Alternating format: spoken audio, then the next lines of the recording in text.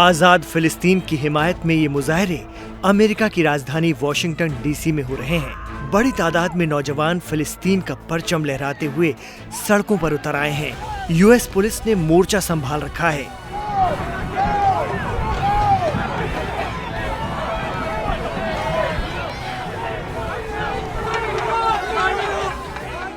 वजह है गजा में इसराइल की आक्रामकता और मजलूम अवाम पर जुल्म सितम के 10 माह बाद इसराइली पीएम नेतन्याहू का पहला अमेरिकी दौरा।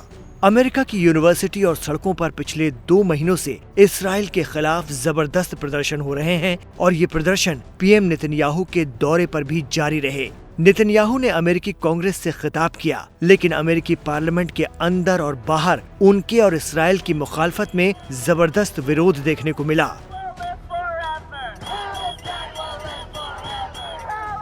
अमेरिकी ऐवान और सीनेट के लगभग 70 सांसदों ने नेतन्याहू की स्पीच का बायकॉट किया।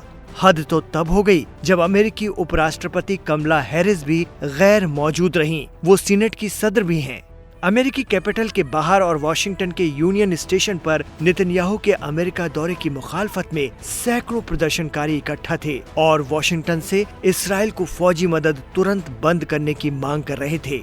गजा में इसराइल हमास जंग अपने 10वें महीने में पहुंच गई है, जिसमें अब तक 39,000 से ज्यादा फिलिस्तीनियों की शहादत हुई है, जबकि 90,000 लोग जख्मी हैं।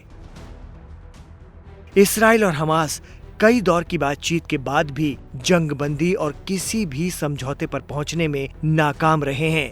अमेरिकी पार्लियामेंट में नेतन्याहू के खिताब का 70 सांसदों ने बायकॉट किया। वहीं नेतन्याहू ने अपनी पूरी स्पीच के दौरान गजा में जारी जंग का बचाव किया। इसके अलावा उन्होंने जंग और अशांति के लिए ईरान को जिम्मेदार ठहराया। उन्होंने कहा, फिलिस्तीनियों की नई पीढ़ी को अब यहूदियों से नफरत नहीं करना चाहिए, बल्कि हमारे साथ शांति से रहना सीखना चाहिए। अमेरिका में नेतन्याहू कह रहे थे, गजा जंग में पूर्ण विजय होने तक हम इसे जारी रखेंगे। इसके अलावा उन्होंने हमास के खिलाफ जंग में अमेरिका की ओर से दी जा रही मदद को बढ़ाने की गुजारिश की।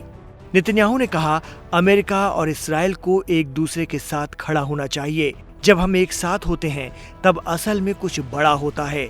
हम जीतते हैं और वो हारते हैं। अमेरिका में इसराइल का विरोध करने वाले प्रदर्शनकारियों की ओर इशारा करते हुए नेतन्याहू ने कहा कि ये लोग इसराइल विरोधियों की मदद कर रहे हैं।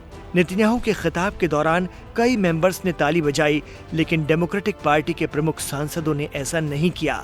डेमोक्रेटिक पार्टी की सांसद पैटी मरे, मिशिगन से डेमोक्रेटिक सांसद रशीदा तलैब ने भी संबोधन का विरोध किया। रशीदा तलैब फिलिस्तीनी मूल की अमेरिकी सांसद हैं।